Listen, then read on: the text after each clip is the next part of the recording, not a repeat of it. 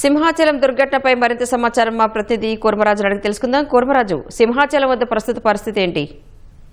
అని సింహాచలంలో ఈ తెల్లవారుజామున జరిగిన దుర్ఘటన తర్వాత పరిస్థితి అక్కడ పూర్తిగా ఆ శిథిలాల తొలగింపు కార్యక్రమం పూర్తయింది. ఎన్డీఆర్ఎఫ్, ఎస్డీఆర్ఎఫ్ బృందాలు ఆ శిథిలాల నుంచి మృతులను బయటకు తీసుకొచ్చి ఆ మృతదేహాలను కేజీహెచ్ కు తరలించారు. 7 మృతదేహాలు కేజీహెచ్ లో ఉన్నాయి. ఇప్పుడు వారిని గుర్తించి బంధువులకు సమాచారం ఇచ్చి వారిని ఆ శవ పరీక్ష ముందు శవ పంచనామా చేసిన తర్వాత శవ పరీక్షకి వైద్యులంతా కూడా వైద్య బృందాలు సిద్ధంగా ఉన్నాయి.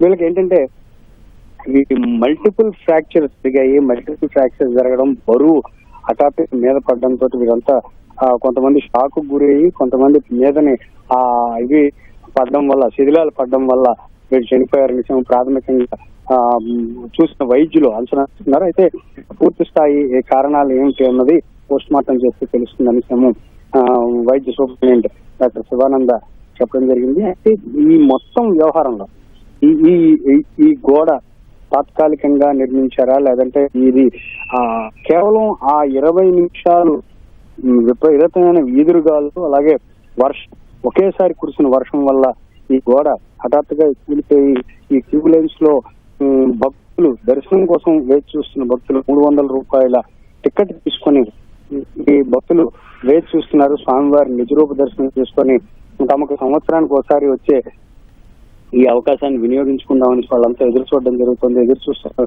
సమయంలో జరిగిన ఈ దుర్ఘటన ఆ కుటుంబాల్లోని తీవ్ర విషాదాన్ని నింపింది. దీనికి సంబంధించి రాష్ట్ర ప్రభుత్వం, ముఖ్యమంత్రి కూడా తీవ్ర స్థాయిలో స్పందించి వారి మృతుల కుటుంబాలకు ఎక్స్గ్రేషియా కూడా ప్రకటించడం జరిగింది. అలాగే గాయపడిన వారికి కూడా వాళ్ళకు కూడా ఆర్థిక సహాయం అందిస్తున్నట్టుగా ముఖ్యమంత్రి ఉన్నత స్థాయి సమీక్షలో నిర్ణయం తీసుకున్నారు.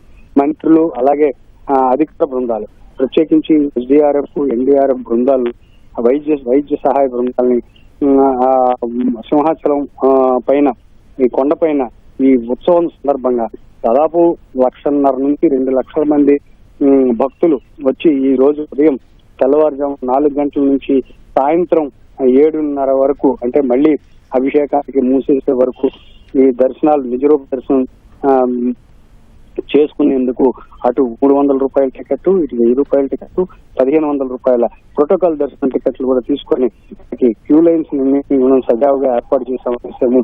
రాష్ట్ర ప్రభుత్వం, ప్రభుత్వ యంత్రాంగం, దేవాదాయ శాఖ అలాగే పోలీసులు వీళ్ళందరూ క్యూ లైన్స్ ని దాని మీద పూర్తి స్థాయిలో దృష్టి పెట్టారు.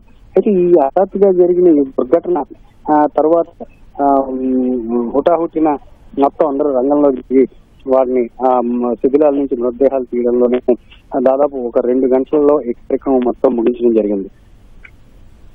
రైట్, ధన్యవాదాలు కూర్మరాజు.